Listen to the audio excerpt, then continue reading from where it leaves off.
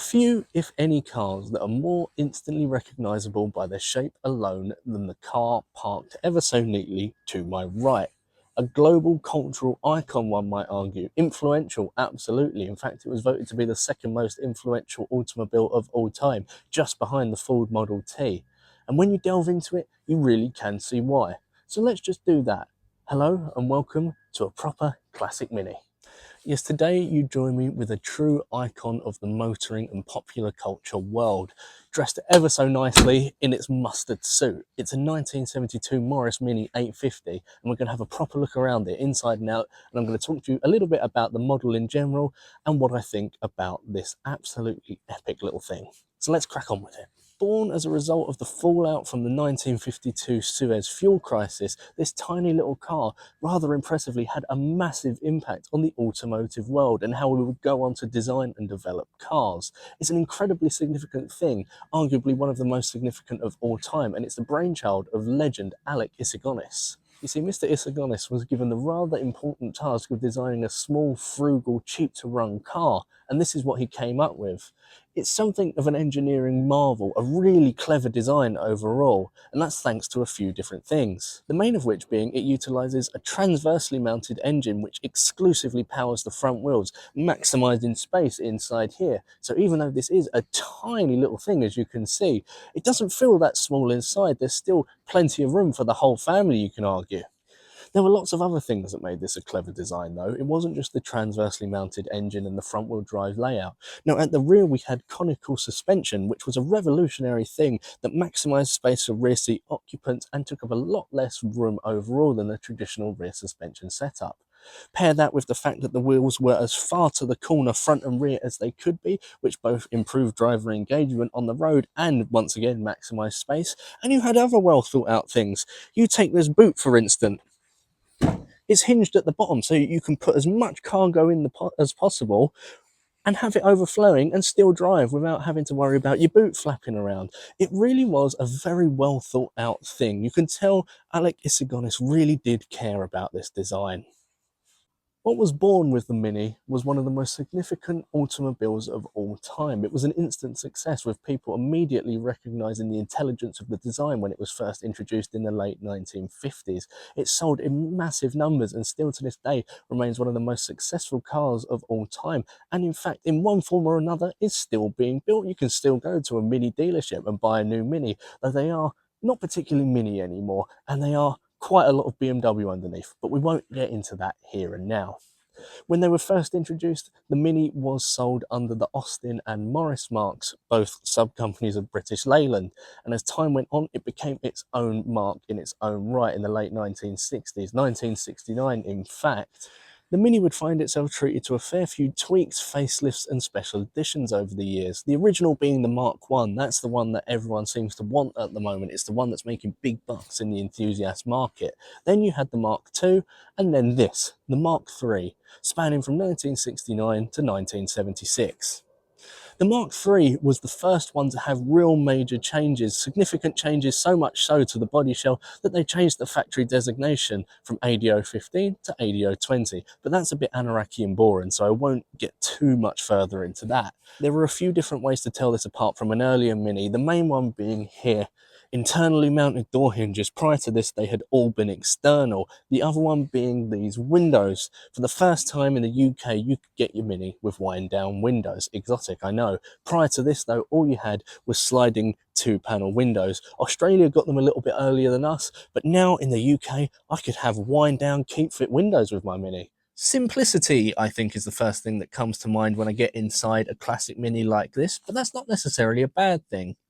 I've got plenty of room for my legs and my head, whether I'm in the front or the back, believe it or not. You don't feel, as I said earlier, like you're in a particularly small car in here. It's very well laid out. I've got acres of storage. I've got storage up here. I've got storage bins in the rear. It really is a well-engineered thing. I've got a nice, comfortable two-spoke steering wheel, two sets of gauges, and some things to play with down here. I even have a sun visor, though that is just for me. My passenger doesn't get one of those. Now, a lot of this comes down to the fact that this is an 850 Mini, which means it's a very standard, basic entry-level spec. The higher capacity, higher specification cars did come with a bit more, but even this one does come with a factory heater. Earlier 850s didn't even have that as a luxury. It was only with a little bit into Mark III production that the heater became standard fare for every Mini you bought. And here lies the beating heart of this little Mini, the belly of the beast, if you will. An 848cc, four-cylinder, transversely mounted, front-wheel drive engine setup. Original Mini concepts were penned to have a 948cc engine, but that was brought down in capacity to make it more realistic, more frugal, more economical. It's a very, very highly regarded engine. Yes, it's underpowered at 33 brake horsepower. It is dwindling in that figure, but it's still good for 75 miles an hour or thereabouts. That's what they claimed when it was sold new. And it does have a lovely revvy quality to it. It's endlessly reliable, and because they made so many of them, and this engine was utilised in different models over the years, parts are readily available. They're not in short supply. It's the characteristic Mini engine, this, for me. The later ones had a 1275cc higher capacity thing, but I think this is what it's all about. It's got sunny all of a sudden, so I'm taking advantage of that to get the 850 out on the road. Let's see what this little Mini's like.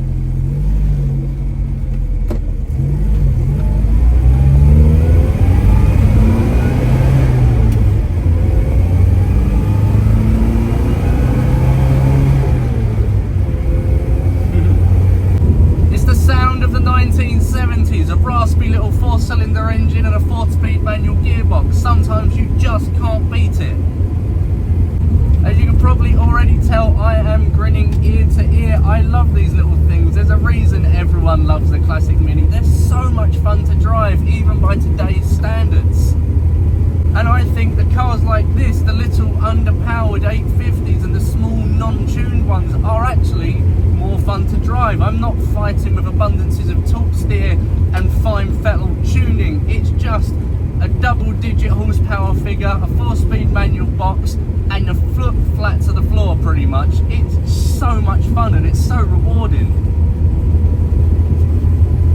Performance, well, there isn't exactly tons of it, but what there is good fun. You put your foot down, and as I say, you pretty much leave it there for the rest of your drive. You've got a great engine though. It's a 4-speed manual box, as I've said. The throws are quite long, but it's still quite an engaging drive. It's good fun. Road holding is as you'd expect for a tiny little car on 10-inch wheels. It's quite point and shoot go-kart-esque, though it does feel a little bit vague and a little bit wobbly in the road ruts on a bigger country lane like this.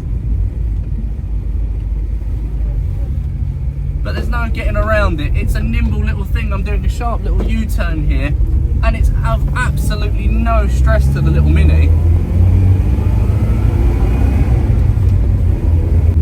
It's quite comfortable as well, to be honest. It's a little bit better than I expected. It's not the smoothest. You can probably see me bumping up and down a little bit on this slightly uneven road, but overall the seats, I really have sunken into them to an extent. You could definitely do a longer journey in a car like this. God, you can't help but love a classic Mini, especially one like this.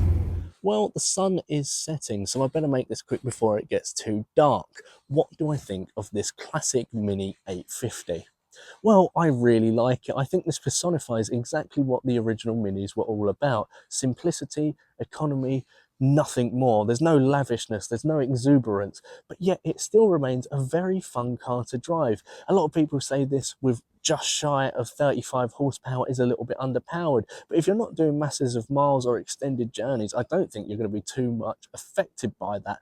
It remains a very engaging car. It's revvy, it sounds fun, and it looks incredibly cool. It really is a staple of popular culture, this thing, and this lovely mustard example is a very period car, still highly original inside, outside. It's a really charming thing, and I am very much enamored by it. I really do enjoy this. Obviously, I would say if you're going to get into one of these, the higher capacity, higher spec cars do demand more money, but that doesn't mean these have almost been forgotten a little bit, and you can get one at a really good price point. So I'd jump on it while you still can. Thank you very much for watching the video review of this lovely little Mustard Mini. I do hope you've enjoyed. If you like this sort of thing, please check out our other video reviews. And remember, if you have a classic car to sell, get in touch with us at classiccarbuyer.co.uk. We'd love to hear from you. Bye-bye.